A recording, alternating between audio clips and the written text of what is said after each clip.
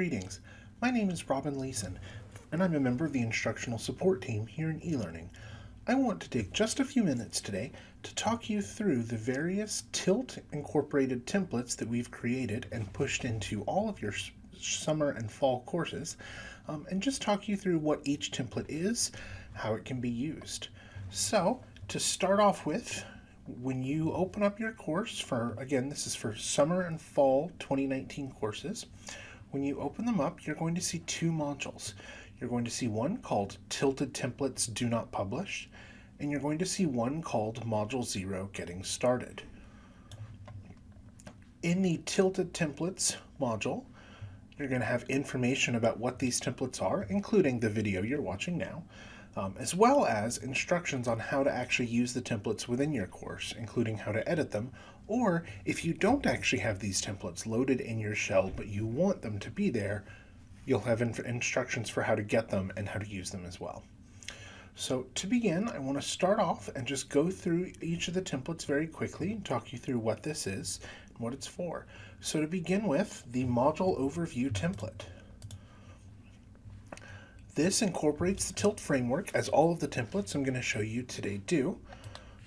Include space to give a purpose for the module, an overview, what the actual learning outcomes that are being either introduced or evaluated within the module are, as well as space for a module checklist. This is something that we recommend to folks. It's a great way to collect all of the things that are going to be due in each week, all in one place, so that students just can click the links and jump straight to them. And then finally, a general tips for success section. This is really to kind of give some of those optional resources for students. You'll notice at the top of the template, there are buttons. You can click these and actually jump down to sections on the page. We've confirmed these work for students as well. As a side note, if a student needs to print this page for any reason, these buttons will not appear on the printout so that it's not cluttering that out with navigation options that don't work in that format.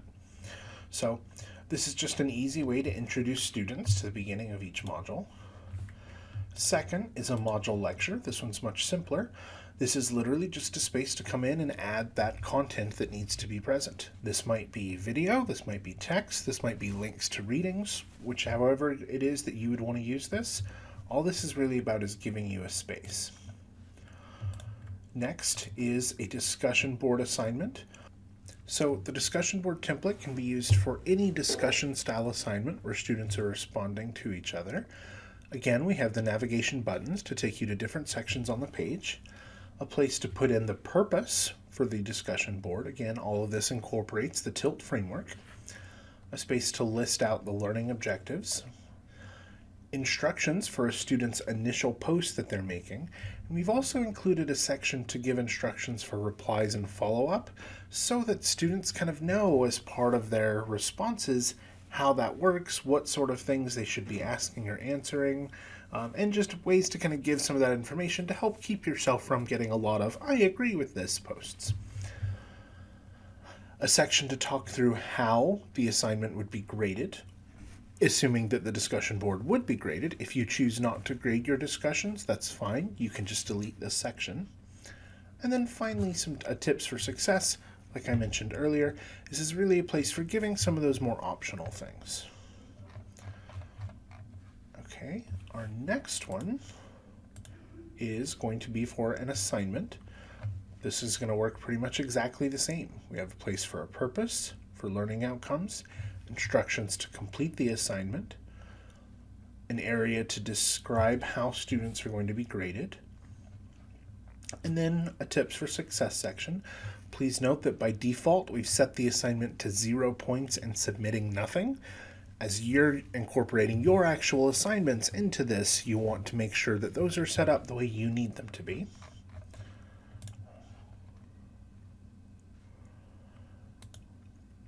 Next is a quiz.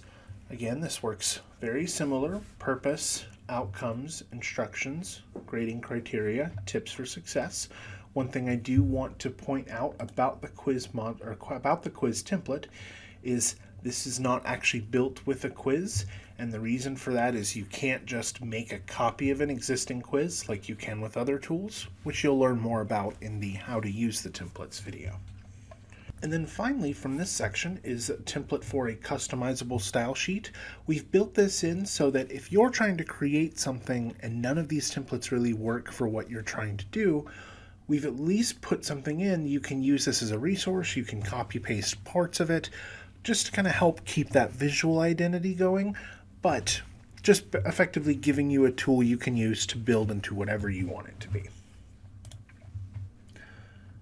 Moving on to the next module, getting started, we've included a welcome page for the course. You'll notice this is built using the same template structure. It does have an image that can be replaced with your own course image, space for a welcome message listing the course outcomes, and a checklist for students on getting started in the class. This is a great way to include things like read the syllabus, if you have a syllabus verification activity, something along those lines, an icebreaker discussion, whatever it is that you do. And then the tips section that you've seen.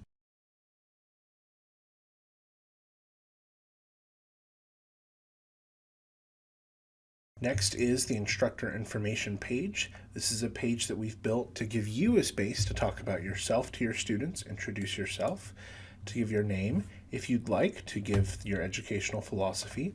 We've included kind of a placeholder image on the right-hand side that you can use. Do note that this has alternative text listed. That alternative text just says instructor name. If you're going to use this, make sure you change that to your name. And then finally, we have contact information, section for you to put this here, and contact rules. And again, the buttons at the top jump to each section of the page. All right. The next templates are in the Support Center. These templates are just very quick resources for students geared towards getting help, instructional support, technical support, as well as accessing other college resources. The next is just general Canvas tutorials for students.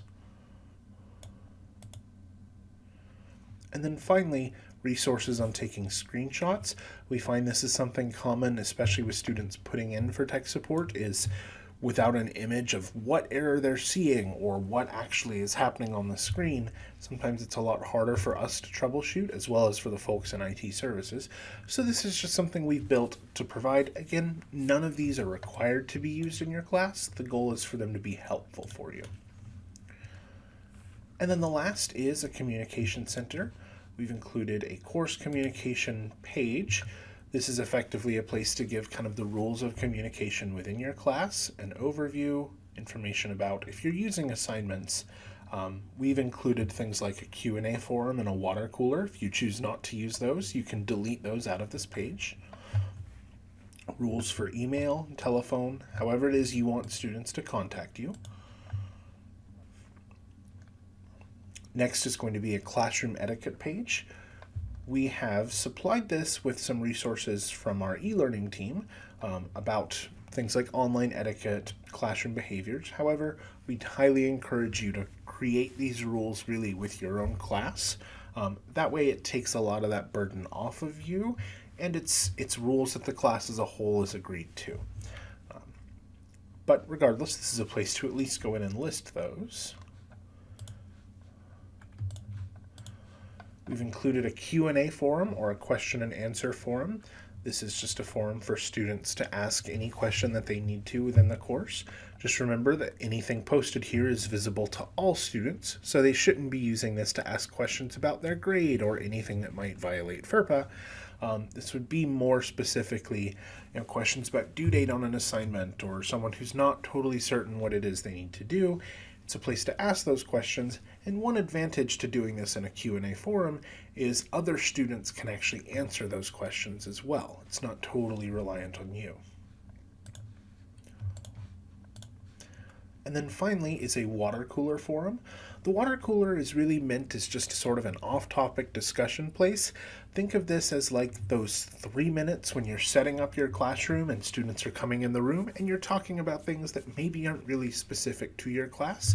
It's just a great place to kind of have a forum like this so that you can get to know your students a little better, they can get to know you a little bit better, and really just kind of enrich that interaction that you get with students. Now, again, I want to stress all of the templates that are in your course now are completely optional. You do not have to use any of them. If you do want to use these templates, the how to use the templates in your course page is going to include instructions in both video and text formats about how to actually get these templates and load them in your class if they're not there already, or if they are there, what you need to do in order to actually use them. So I hope this was helpful for you. I hope this gave you a nice tour of the templates that are coming out.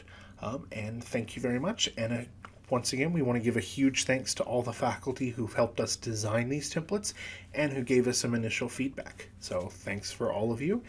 And again, we in eLearning hope that these templates help you out as you're working through your courses. All right, thanks.